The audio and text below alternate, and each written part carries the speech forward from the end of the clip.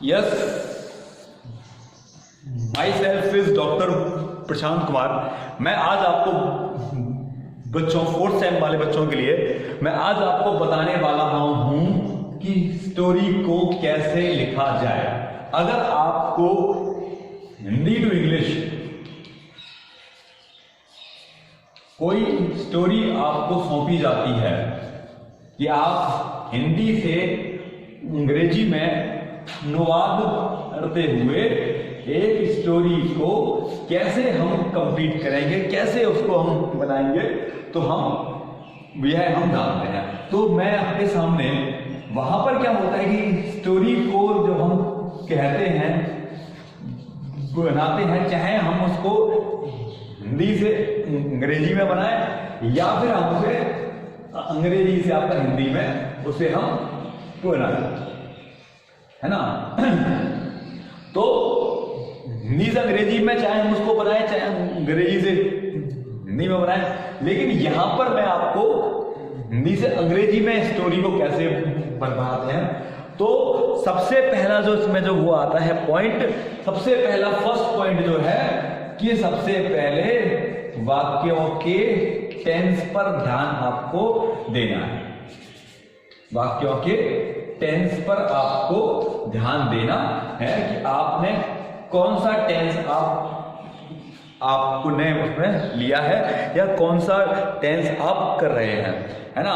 और जो वाक्य आपको दिए गए हैं वो किस टेंस से दिए गए हैं।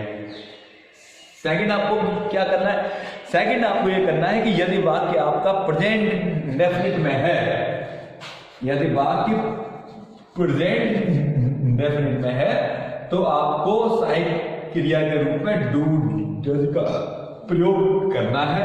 अगर आपका वाक्य पास्ट इंडेफिनिट में है तो आपको डीआई डिड का आपको करना है प्रयोग, और डिड के प्रयोग के बाद आपको वर्ब की सेकंड फॉर्म का आपको उसमें लगाना है।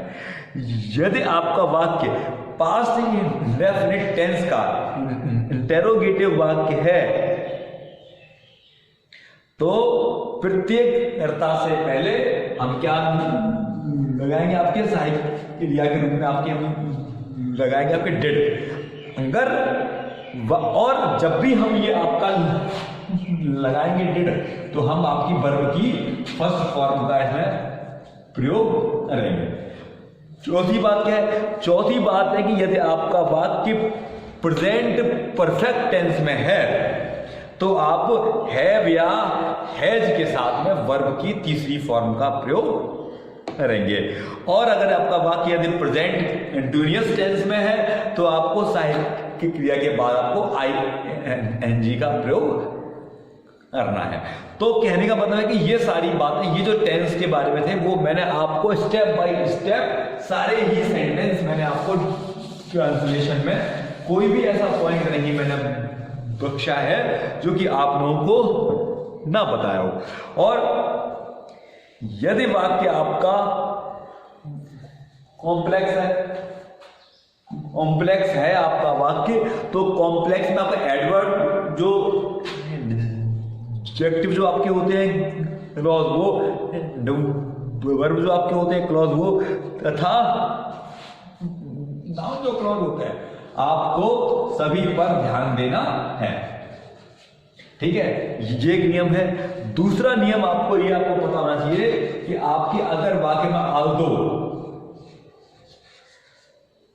है ना, और हल्दो के बाद दो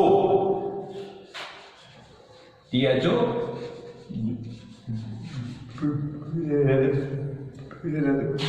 आपका बाईटी, आल्दो दो के बाद में हम बाई का प्रयोग है ना।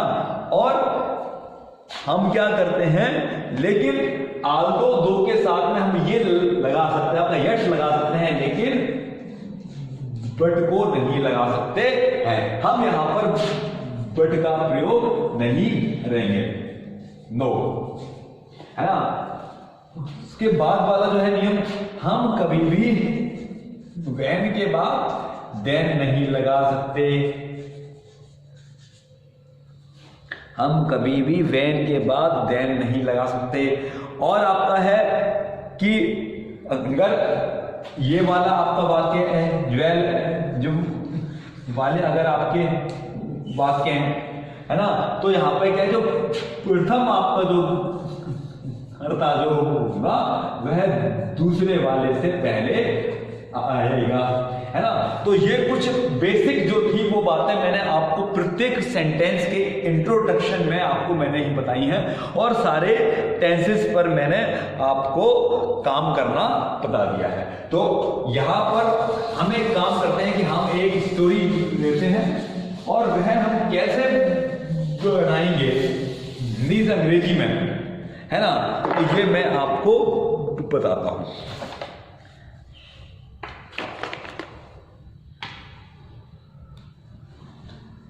अब जैसे हमने स्टोरी ली, एक व्यापारी के पास एक नौकर था। एक व्यापारी के पास एक नौकर था जिसने क्या किया, बहुत दिनों तक उसकी सेवा की।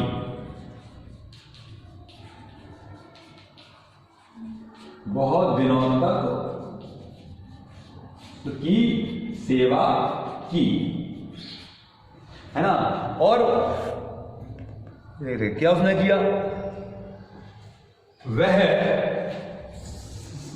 सदैव वह पहले उठा करता था। सब वह सदैव वह सबसे पहले उठा करता था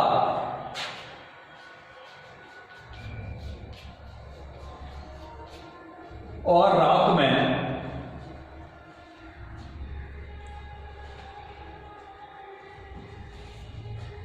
में सबके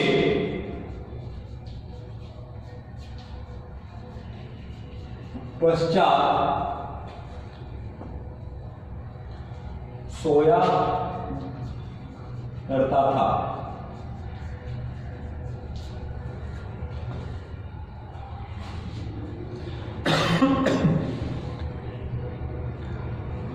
दूसरी बात,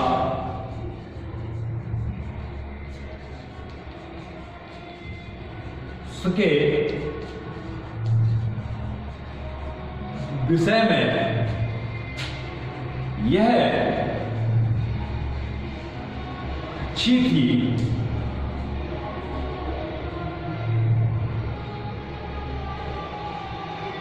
कि वह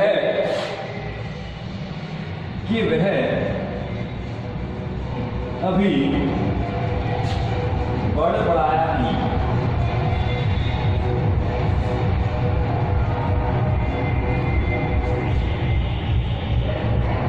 कि वह कभी बड़बड़ाया नहीं,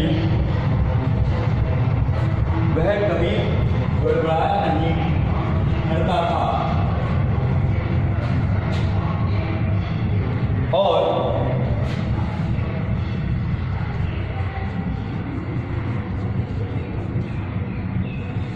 हमेशा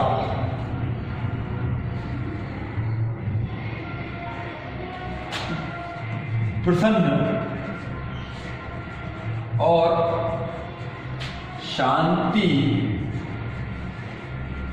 पूर्वक रहता था। वह कभी बड़बड़ाया नहीं और वह हमेशा प्रसन्न और शांति पूर्वक कैसे रहा करता था।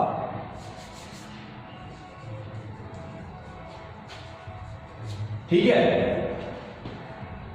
मान लीजिए कि आपके प्रश्न पत्र में आपको ये स्टोरी एक आपको सौंप दी गई कि आपको ये वाली स्टोरी को, इस वाली कहानी को हिंदी से अंग्रेजी में इसको स्टोरी के रूप में बनाइए।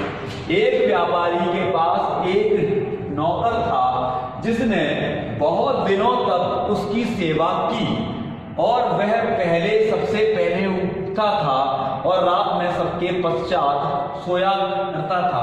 दूसरी बात उसके विषय में यह अच्छी थी कि वह कभी बड़ाया नहीं करता था और हमेशा प्रसन्न और शांति पूर्वक रहा करता था। ये आपको स्टोरी दे दी। तो हमको इस स्टोरी को कैसे बनाना है कि हमको यहां जहां पर कॉमा और विराम चिन्ह लगे हैं वहां के हमको वाक्यों को ढंग से देखना है और यह जानने की कोशिश करनी है कि यह वाक्य आपका कैसा है। तो एक व्यापारी के पास एक नौकर था, ठीक है। तो ये वाला कौन सा है आपका सेंटेंस? पास में था, यानी कि पास्ट का ये सेंटेंस है आपका, है ना। और पास्ट डेफिनिट का ये मतलब सेंटेंस है आपका, है ना। और ये वाला कैसे बनाएंगे? ये आपका था हैज हैव के बाद हैड वाला, जो चुका चुकी के बाद में चुका था चुकी, है ना। कि पास था, पास है ना, वो वाला सेंटेंस। तो क्या होगा? ए मर्चेंट हैड, व्यापारी की ए merchant had a SERVANT, A merchant had a SERVANT, A merchant had a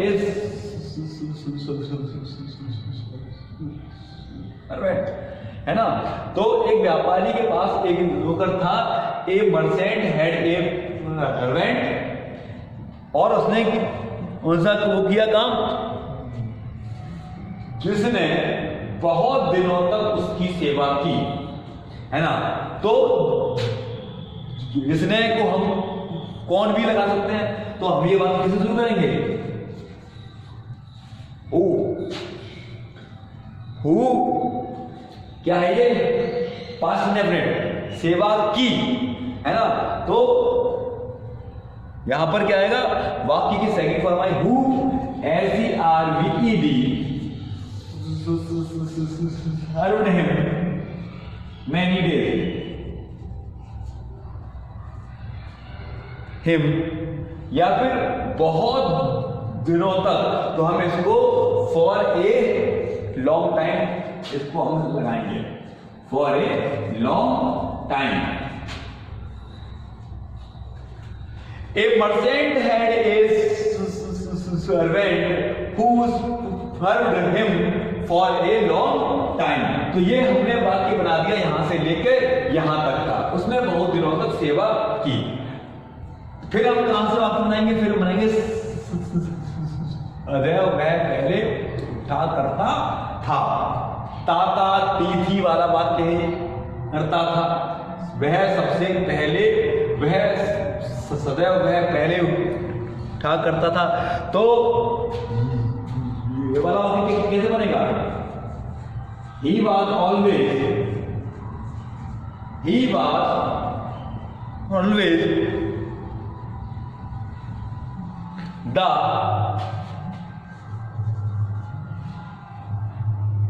कौन था? वह पहले। तो क्या? The first man,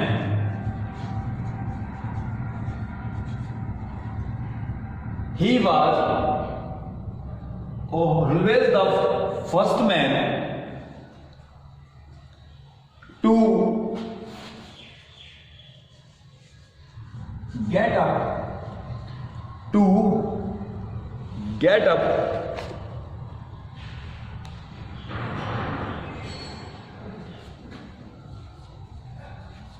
and the last man, और क्या था? रात में सबके पश्चात सोया करता था, है ना। तो ये वाक्य कहां बनेगा? एंड, फिर ये यहां से को लीजिए, रात में सबके पश्चात सोया करता था।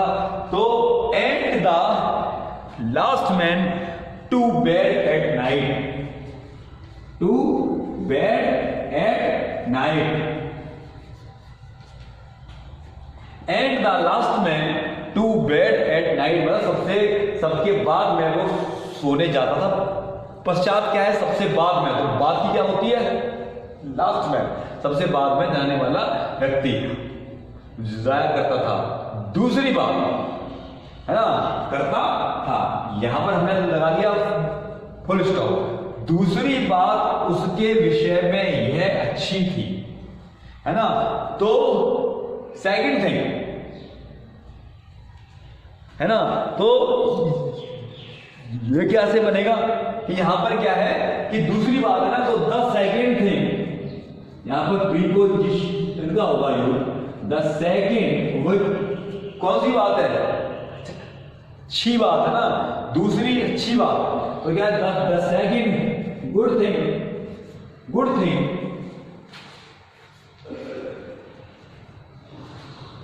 The second good thing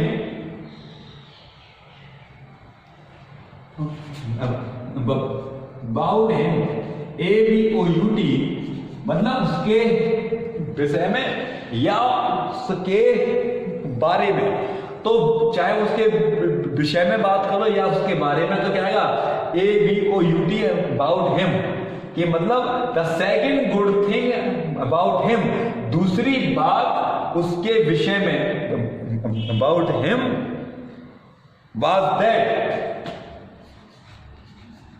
was that the second good thing about him was that, कहां तक पहुंच गए हम, थी कि वह कभी बड़बड़ाया नहीं करता था। सेकंड में वाक्य आएगा वो कहां से कहां तक बनेगा, वह कभी बड़बड़ाया नहीं करता था, तो अभी लगा हुआ है इसमें और नहीं लगा हुआ है, आधा वाला वाक्य है ना, पास्ट का वाक्य है ये, और पास्ट का वाक्य ताथा तीथी थे वाला है ना, तो क्या हुआ, ही नेवर, है ना, ही नेवर, और बढ़ाने की क्या है,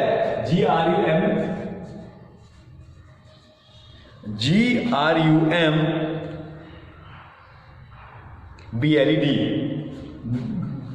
rumbled, and he never rumbled, और हमेशा प्रसन्न और शांति पूर्वक रहा करता था, और हमेशा rumbled and क्या हम लोग करेंगे एंड, ये वाला है, ये वो वाले की हम उसमें लगाएंगे एंड वाज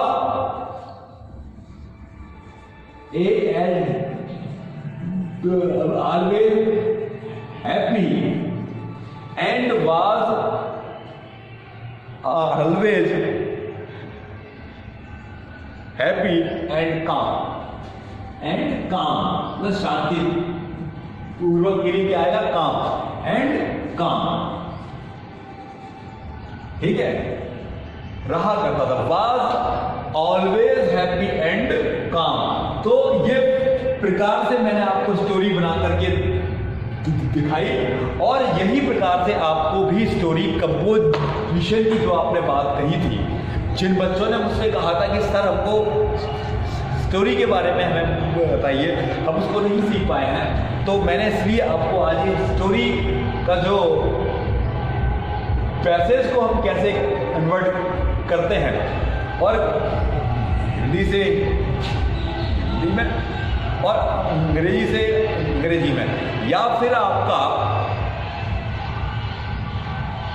अंग्रेजी टू अंग्रेजी में जब हम इसको बनाते हैं करते हैं, तो हमको किन किन रूल्स और रेगुलेशंस का इस्तेमाल करना पड़ता है, वो मैंने आपको सारे बताए हैं। तो मेरे कहने का तात्पर्य है कि स्टोरी कहना, स्टोरी को हिंदी से अंग्रेजी में बनाना कोई बहुत बड़ी बात नहीं है।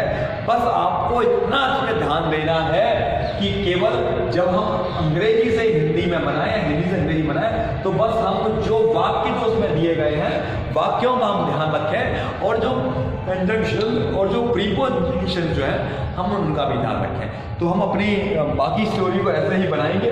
तो आज ही आपका ये भी पॉइंट आपका कंप्लीट होता है। और ये वाले कि आप लोगों की परीक्षाएं हैं, मैंने आपका जो संपूर्ण जो कोर्स जो है वो आपको मैंने बता दिया है। एक ये जो वीडियो अब मैं बना रहा हूँ ये केवल आप लोगों के सहायता के लिए है। जो कुछ पॉइंट जो बच गए हैं वैसे आपका कोर्स अंग्रेजी का अब कंप्लीट हो चुका है, ठीक है। तो आज आप स्टोरी को आप देखिए, कल मैं आपको कुछ और बताता हूँ। तब तक अपना घर है वहाँ रहिए, मस्त रहिए, बेस्ट रहिए और पढ़ते रहिए। बाय।